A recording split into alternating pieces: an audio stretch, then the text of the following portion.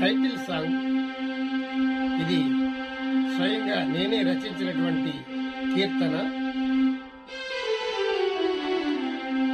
కలియుగ జనులపై ఎంతో ప్రేమతో, కలియుగ జనులపై ఎంతో ప్రేమతో వ్యాస మహర్షి అందించినది 12 స్కంధముల గ్రంథరాజము.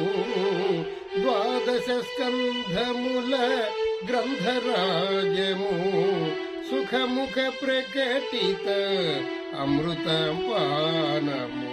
సుఖముఖ ప్రకటిత అమృతమురాయిది శ్రీ భాగవత కథా శ్రవణము.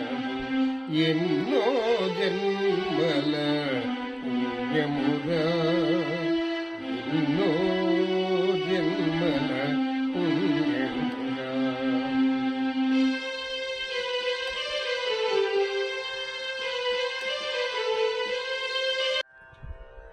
ఈ గజేంద్ర మోక్షణము కథ అంటే వాస్తవంగా మన కథే. గజము అంటే ఏనుగు అని అర్థం. దాన్ని కొద్దిగా తిరగేస్తే జగము అవుతుంది. ఈ జగము గజము ఈ రెండు కూడా ఒకటే. ఈ జగత్తులో ఉండేటువంటి మనిషి యొక్క చరిత్ర ఎలా ఉంటుంది, అతని నడవడి ఎలా ఉంటుంది అని చెప్పేటువంటి కథయే ఈ గజేంద్ర మోక్షణం. ఈ గజేంద్ర మోక్షణం యొక్క కథ ప్రతిరోజు విన్నట్లయితే అద్భుతమైనటువంటి ఫలితాలు మనకి అందుతూ ఉంటాయి. అలౌకికమైనటువంటి ఫలితాలు. ఆ భగవంతుడు మనకి ఏది ఇవ్వాలో అవి ఇచ్చేస్తూ ఉంటాడనమాట. అంత అద్భుత మహత్యం కలిగినటువంటి కథ ఈ గజేంద్ర మోక్షణం.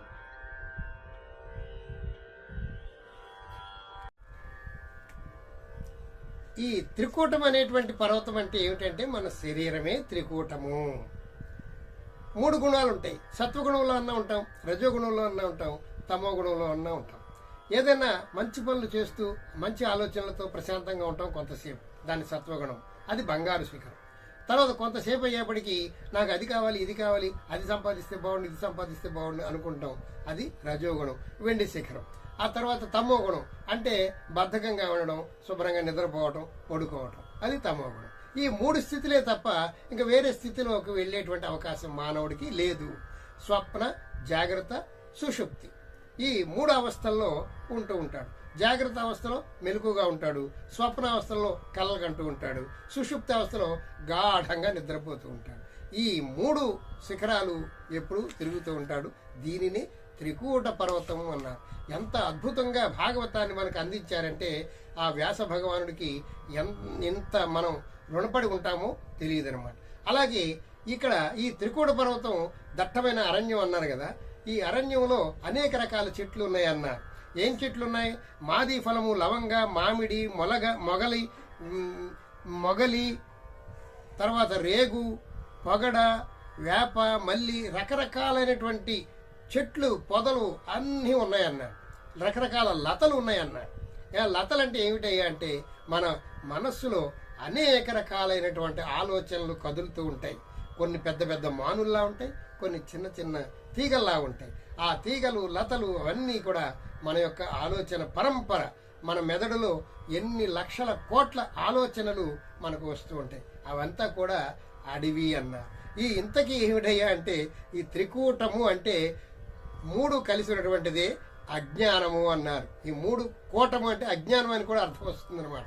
ఏమిటయ్యా అజ్ఞానం అంటే సత్వగుణము, రజోగుణము, తమో గుణం ఈ 3 గుణాలు కూడా అజ్ఞానానికి సంబంధించినటువంటివే ఉంటాయి. అయితే ఈ 3 గుణాలను దాటుకుని వెళ్ళినట్లయితే వాడిని త్రిగుణాతీతుడు అంటారు. ఈ 3 గుణాలు దాటినటువంటి వాడే భగవంతుడు, దేవుడైపోతాడనమాట. జీవుడు దేవుడు అవుతాడు, భక్తుడు భగవంతుడు అవుతాడు, మానవుడు మాధవుడు అవుతాడు. ఎప్పుడు? ఈ 3 గుణాలను వదిలేసినప్పుడే. అంటే ఆ భగవంతుడికి ఈ 3 గుణాలు ఉండవన్నమాట. అందుచేత మనల్ని మానవుడి యొక్క ఈ యొక్క జీవితాన్ని త్రికూట పర్వతము అని అక్కడ చెప్పడం జరిగింది. ఈ త్రికూట పర్వతములో ఆ ఏనుగుల గుంపు కొన్ని లక్షల ఏనుగులు అలా గుంపుగా బయలుదేరి వెళుతూ ఉన్నాయట. ఈ ఏనుగులు గుంపులు చూసి ఆ అడవిలో ఉన్నటువంటి జంతువులన్నీ కూడా భయపడిపోతున్నాయట.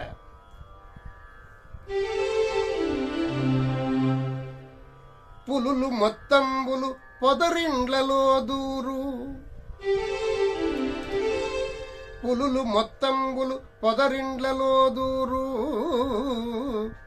ఘోర భల్లూకములు గుహలు జొచ్చు, ఘోర భల్లూకములు గుహలు జొచ్చు, భూదారములు నేల బొరియలలో దాగు, భూదారములు నేల బొరియలలో దాగు, హరిదంతములకేగు హరినిచయము, హరిదంతములకేగు హరినిచయము, మడువుల జ్వరబారు మహిష సంగంబులు. చూడండి ఎంత గొప్పగా రాశారు పద్యం. పులులు మొత్తంబులు పొదరిండ్లలోన దూరు. ఈ పులుల్ని చూస్తే అసలు ఏనుగులు భయపడతాయి.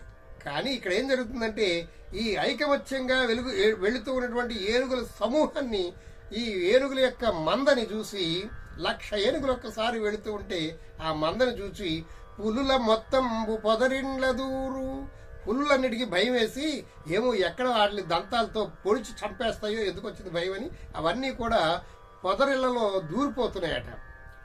ఘోర భల్లూకములు గుహలు జొచ్చు, ఘోరమైనటువంటి భల్లూకాలు ఎలుకబంట్లు కూడా ఆ పొదల్లోకి గుహల్లోకి వెళ్ళిపోతున్నాయట, పరిగెడుతున్నాయి. ఏమో ఎందుకు వచ్చింది వీటితోటని. భూదారములు నేల బొరియలలో దాగు, అడవి పందులు నేలకు ఉన్నటువంటి ఆ కన్నాల్లోకి వెళ్ళిపోతున్నాయట. మడువుల జ్వరబారు మహిష సంగం, ఈ ఎద్దులన్నీ కూడా భయపడిపోయి ఆ మడుగుల్లోకి వెళ్ళిపోయి అవి లోపలికి ఇలాగా కొమ్ములు కూడా కనపడకుండా ఆ నీటిలో దాక్కొని ఉంటున్నాయట. ఈ మందను చూసి అన్నిటికీ భయం వేసిందిట. గండ శైలంబుల కపులు ప్రాకు, పెద్ద పెద్ద కొండలు ఎక్కేస్తున్నాయట. ఈ కపులు అంటే ఈ కోతుల గుంపు అంతా కూడా ఈ ఏనుగుల గుంపును చూసి భయపడిపోయి కొండ శిఖరాలకి పెద్ద పెద్ద బండల మీదకి ఎక్కేసి కిచకిచకిచకిచ అంటున్నాయట. వల్మీకములు చొచ్చు వన భుజంగములు, వల్మీకములు చొచ్చు వన భుజంగములు. వల్మీకం అంటే పుట్టలు, పుట్టలోకి పెద్ద పెద్ద తాచుపాములు, పెద్ద పెద్ద పాములన్నీ కూడా భయపడిపోయి ఎక్కడ ఈ ఏనుగుల గుంపు తొక్కేస్తుందో అని చచ్చిపోతారో బాబు అని చెప్పేసి పెద్ద పెద్ద విషనాగులు కూడా పుట్టల్లో దూరిపోతున్నాయట. నీలకంఠంబులు నింగికిగయ, ఆ నెమళ్ళన్నీ కూడా ఆకాశంలో ఎగిరిపోతూ ఉన్నాయట ఈ గుంపును చూసి భయపడి. వెరచి చామరీ మృగములు విసరు చామరంబుల విహరణ శ్రమవాయు భయద పరిహేల విహరించు భద్రకరణి గాలివారిన మాత్రాన జాలి బొంది. ఇక్కడ చామరీ మృగములు అని అడవిలో ఉంటాయి. ఆ చామరీ మృగాలు దాని యొక్క తోక చాలా మందంగా బరువుగా ఉంటుంది. ఆ చామరీకము అంటారు.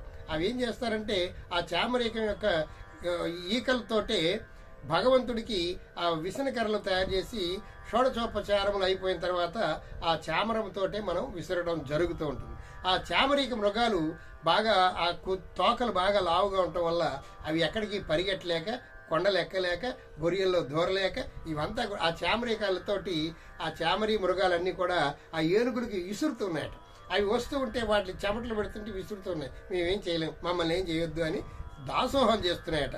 ఇలా అడవిలో ఉన్నటువంటి జంతువులన్నీ కూడా చాలా భయపడిపోతున్నాయ్యా. ఈ ఏనుగులు గుంపు వెళుతూ ఉంటే ఆ జంతువులన్నీ కూడా హడలిపోతూ ఉన్నాయి అని కవి గారు అద్భుతంగా, పోతన గారు అద్భుతంగా వర్ణించారన్నమాట. అందుచేత ఐకమత్యమే చాలా బలం అన్నమాట. ఐకమత్యంగా ఉంటే దానికి తిరిగే లేదు. అందరూ ఒకే మాట మీద ఉంటే, దేశమంతా ఒకే మాట మీద ఉంటే మన దేశానికి తిరుగు ఉండదు. అలాగే రాష్ట్రాలన్నీ ఒకే మాట మీద ఉంటే దానికి తిరుగు ఉండదు.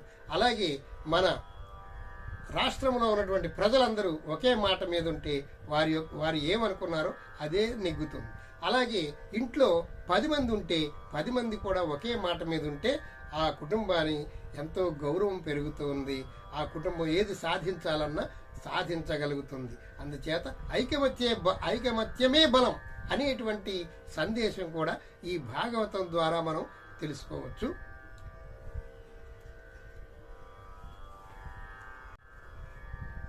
ఆ ఏనుగుల గుంపు అలా వెళుతూ వెళుతూ వెళుతూ ఆ అడవిలో ఉన్నటువంటి చెట్లు కొమ్మలు అన్నిటినీ విరిచేస్తున్నాయట.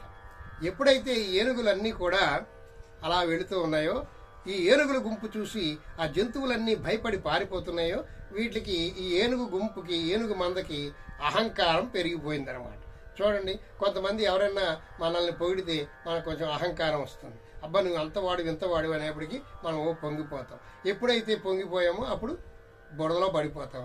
అందుచేత పొగడ్తలకి పొంగిపోకూడదు, తిట్లకి లొంగిపోకూడదు అని చెప్తారు పెద్దలు. మన భాగవతం అంతా అదే నేర్పుతూ ఉందన్నమాట.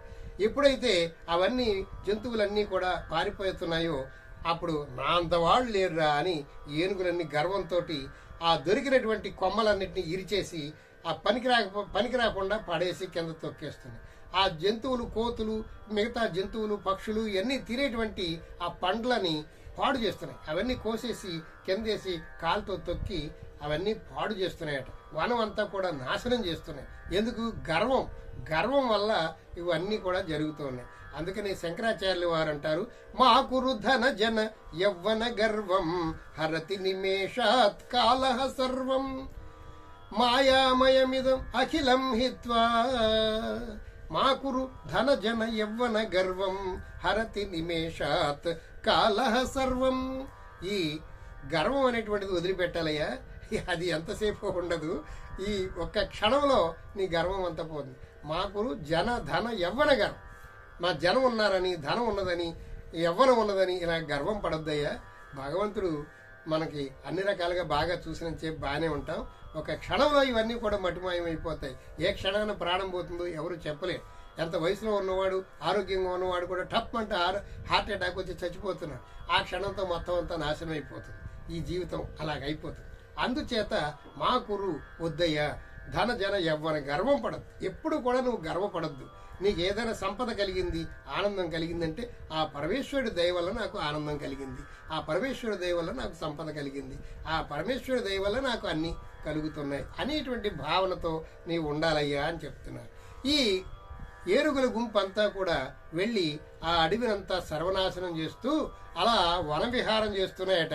అలా తిరుగుతూ ఉన్నాయి, కళ్ళు తిరుగుతూ ఉన్నాయి. కొన్ని ఏనుగులు బాగా లక్షల ఏనుగులు ఉన్నాయి కదండి, కొన్ని ఏనుగులు ఒకవైపు వెళ్తున్నాయి, కొన్ని ఏనుగులు ఇంకో వైపు వెళ్తున్నాయి. అలా అన్నీ కూడా చీలిపోయి ఈ గజరాజు అనేటువంటి ఈ ఏనుగు కొంతమంది భార్యల సమూహంతో ఇవి ఒక దారిని పోతూ ఉన్నాయి. ఈ గజేంద్రుడు అనేటువంటి వాడు ఆ ఏనుగులకంత మందకి ఈ నాయకుడైనటువంటి వాడు కొన్ని ఆడ ఏనుగులు తీసుకుని ఈయన ఇంకొక పక్కకి వెళుతూ ఉన్నాడు. అలా ప్రయాణం చేయగా నెట్ట మధ్యాహ్నం అయింది. వాటికి బాగా ఏనుగులకి దాహం వేసిందిట. దాహార్తి తీర్చుకోవడానికి, ఆ దాహాన్ని తీర్చుకోవడానికి ఎక్కడ నీళ్లు దొరుకుతాయా అని అవి సరోవరం కోసం వెతుకుతూ ఉన్నాయి. ఇక్కడ చూడండి, ఈ ఏనుగులంటే మనమే అని అనుకోండి. మనం ఆ అడవిలో సంచరించేటప్పుడు గర్వం వద్దు అన్నారు. అంటే అడవి అంటే ఏమిటి? ఈ ప్రపంచమే ఒక అడవి. ఈ ప్రపంచంలోనే అనేక ఆశలు, లతలు అన్నీ ఉన్నాయి కదా. అంచేత మనం ఎల్లప్పుడూ కూడా గర్వం లేకుండా ఉండాలి అన్నారు. దాహం వేసిందన్నారు కదా. దాహం అంటే ఏమిటంటే కోరికల విపరీతమైనటువంటి తీరలేని కోరికలే దాహం. అవే మనకి తీర్చుకోవాలి. దాహం ఆ దాహం తీర్చుకోవడం కోసం, కోరికలు తీర్చుకోవడం కోసం మనం వెతుకులాడుతూ ఉంటాం, వెంపర్లాడుతూ ఉంటాం, తాపత్రయపడుతూ ఉంటాం అన్నమాట. ఈ ఏనుగుల గుంపు దాహం తీర్చుకోవడానికి సరోవరం కోసం ఎదురు చూస్తూ తిరుగుతూ ఒక్క సరోవరం కనపడింది. ఈ ఏనుగులకి, ఈ గజేంద్రుడికి కూడా ఉన్నటువంటి భార్యలకి, ఆడ ఏనుగులకి ఒక సరోవరం కనపడింది. ఆహా, సరోవరం కనపడిందని ఆనందపడుతూ అక్కడికి వెళ్ళి ఆ ఏనుగులన్నీ కూడా ఆ నీటిని తాగి దాహం తీర్చుకున్నాయి. సరే, దాహం తీరింది కదా, ఇక మళ్ళీ తిరిగి వచ్చేయచ్చు కదా. కానీ అవి అలా చేయలేదు. వీటికి గర్వం పెరిగిపోయి ఆ ఏనుగు నీళ్లు తాగిన తర్వాత, దాహం తీరిన తర్వాత వెనక్కి మరలి రాకుండా ఆ మడుగులోకి దిగి స్నానం చేస్తే బాగుండు అని అనుకున్నాయట. ఆ ఏనుగులన్నీ కూడా ఆ మడుగులోకి సరస్సులోకి దిగి చక్కగా స్నానం చేస్తున్నాయట. స్నానం చేస్తూ ఆ నీళ్ళన్నీ కూడా కెలుకులు చేస్తున్నాయి, మురికి మురికి చేస్తున్నాయి. అందులో ఉన్నటువంటి పువ్వులు కోసేస్తున్నాయి, చిందులేస్తున్నాయి. ఆ చిందులేస్తూ ఉంటే అక్కడ కొన్ని ఉన్నటువంటి చేపలు, కొన్ని కప్పలు, కొన్ని అవన్నీ కూడా చచ్చిపోతున్నాయట. ఏం చేస్తున్నాయి ఇవి? వీటికి చాలా సరదాగా ఉంది. ఏనుగులకి భారీ కాయం, బాగా శరీరం బాగా దృఢంగా ఉంటుంది, పెద్ద శరీరం మూలాన్ని అవి ఏనుగులు తప తప తప అందులో నీటిలో ఆడుకుంటూ బాగా అల్లరి గోలా చేస్తున్నాయి. అక్కడ ఉన్నటువంటి తామరాకుల్ని, తామర పువ్వుల్ని, వాటన్నిటిని కూడా ధ్వంసం చేస్తున్నాయి, వాటితో కొట్టుకుంటున్నాయి. ఇంకా ఏం చేస్తున్నాయి? తొండంబుల పూరించుచు గండంబుల చల్లుకొనుచు గళగళ రవము. పోతన గారు చూడండి ఎంత అద్భుతంగా రాశారు. తొండంబుల పూరించుచు గండంబుల జల్లుకొనుచు గళగళ రవము మెండుకొన వలువ కడుపులు నిండెన్ వేదండ కోటి నీటి నిత్రావెన్. వేదండ కోటి నీటి నిత్రావెన్ తొండంబుల పూరించుచు. ఆ తొండాలు ఆ నీటిలో పెట్టి బాగా నీటితో నింపుకుంటూ ఉన్నాయి. నింపుకొని మళ్ళీ పక్క ఏనుగుల మీద ఉఫ్ అని మళ్ళీ ఊదేస్తున్నాయట. తొండంబుల పూరించుచు గండంబుల చల్లుకొనుచు. వాటి ముఖాల మీద, వాటి మీద, ఆ కళ్ళ మీద జల్లుకుంటూ మళ్ళీ అవి ఆ ఏనుగులు దీని మీద, ఏనుగులు ఆని మీద అలా చల్లుకుంటూ ఆ సరస్సు అంతా, మడుగంతా కూడా బాగా తప తప కొడుతూ అందులో ఉన్నటువంటి చేపలు చచ్చిపోతున్నాయి, కప్పలు చచ్చిపోతున్నాయి, ఎండ్రకాయలు చచ్చిపోతున్నాయి. అవన్నీ కూడా చచ్చిపోయి పైకి తేలుతూ ఉన్నాయి. అయినా సరే ఇవేం పట్టించుకోవట్లే. అక్కడ ఉన్నటువంటి తామర పువ్వులు, అందంగా ఉన్నటువంటి సరస్సునంతా కూడా స్వచ్ఛమైనటువంటి నీటిని బురద చేసేసినాయి. అందంగా ఉన్నటువంటి కలువ పువ్వులతో అందంగా ఉన్నటువంటి ఆ సరస్సునంతా కూడా మురికి మురికిగా పాడు చేసినాయి అన్నమాట. ఇలా పాడు చేయడం అనేటువంటిదే చాలా తప్పుగా ప్రవర్తించేటువంటి వాళ్ళ యొక్క నైజం ఇలాగే ఉంటుంది. అందుచేత ఈ ప్రపంచాన్ని చక్కగా చూసుకోవలసినటువంటి బాధ్యత ఉన్నది. నిన్ను చూచి ఎవరు భయపడకూడదు, నువ్వు ఎవరిని చూసి భయపడకూడదు అని భగవద్గీతలో కృష్ణ పరమాత్మ చెప్తారు. నీవు ఎవరిని చూసి భయపడక్కర్లేదు, నువ్వు ఎవరిని భయపెట్టవద్దు, అదే ధర్మం అన్నారు. అలాగే ఈ ఏనుగులు ధర్మానికి విరుద్ధంగా ఆ నీటిని అంతటిని మురికి చేశాయి. అందులో ఉన్నటువంటి కలువ పువ్వుల్ని నాశనం చేశాయి. ఆ సరస్సు, అందంగా ఉన్నటువంటి సరస్సుని మురికి నీళ్లతో మురికి సరస్సుగా మార్చేయటం వల్ల ఇలా జరిగింది. ఇలా ఉండగా ఆ సరస్సులో ఒక మూల ఒక పెద్ద ముసలి ఎన్నాళ్ళ నుంచో అందులో ఉంటుందన్నమాట. ఈ సరస్సు అంతా బురదైపోవటం, ఈ శబ్దాలకి అది నిద్రపోతూ ఉన్నటువంటి ఆ ముసలికి మెలకు వచ్చి, ఏమిటి జరుగుతుంది ఇక్కడ అని చెప్పేసి ఇలా చూచేటప్పటికి ఆ బురద నీటిలో ఏమీ కనిపించలేదట.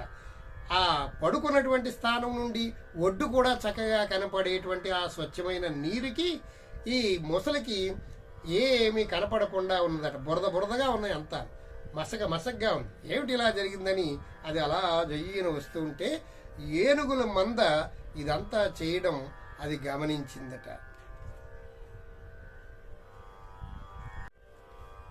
ఈ ఎపిసోడు ఇంతటితో ముగిస్తున్నాం. మళ్ళీ అద్భుతమైనటువంటి విషయాలు వచ్చే ఎపిసోడ్లో మనం తెలుసుకుందాం. అంతవరకు సెలవా మరి. సర్వే జనా సుఖినో భవంతు, సమస్త సన్మంగళాని సంతు. హరి ఓం తత్సత్. జై శ్రీమన్నారాయణ.